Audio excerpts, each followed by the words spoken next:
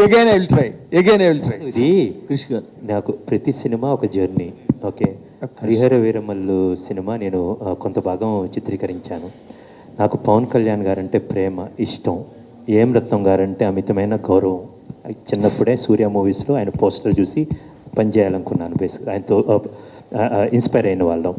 కొన్ని షెడ్యూలింగ్ కారణాల వల్ల కోవిడ్ మేము స్టార్ట్ చేసిన తర్వాత కోవిడ్ కావచ్చు, అనేకమైన షెడ్యూలింగ్ కారణాల వల్ల నేను కొంచెం పక్కకు రావాల్సి వచ్చింది. నా ఇష్యూస్, నా పర్సనల్ ఇష్యూస్ వల్ల నేను పక్కకు రావాల్సి వచ్చింది. సో అది ఆ జర్నీ పూర్తయింది, ప్రయాణం. ఓకే, నా పరంగా పూర్తయింది. అండ్ ఆ జర్నీని ఇంకొక దర్శకులు జ్యోతికృష్ణ గారు కంటిన్యూ చేశారు. ఇప్పుడు అయిన తర్వాత నేను ఈ సినిమాలో ఉన్నప్పుడు పూర్తిగా ఘాటీలా ఉన్నాను అన్నమాట.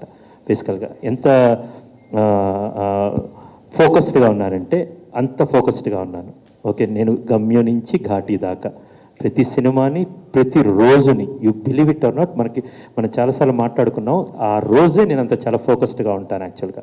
Right now I'm completely excited about ఘాటీ.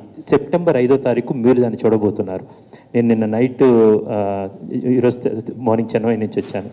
నిన్న నైట్ తమిళ్ ఫుల్ కాపీ చూసామన్నమాట. నేను అగైన్ సార్ రాగానే సారీ చెప్పాను, సార్ తమిళ్లో ఆయనే డబ్ చెప్పారు, తెలుగులో ఏం డబ్ చెప్పారు. So I told I'm just enjoying that actually. And ఒక కథ నేను చెప్పాను కదా, పేలటానికి సిద్ధంగా ఉన్న కథని, అది ఆ అగ్నిపర్వతం రెడీగా ఉంది, ఇప్పుడు తీసుకొచ్చాం, దాన్ని ఆడియన్స్కి ఇవ్వబోతున్నాను. సో అట్ దిస్ మూమెంట్ నేను చాలా ఎక్సైటెడ్గా ఆడియన్స్కి ఈ సినిమాని అందివ్వడానికి రెడీగా ఉన్నాను.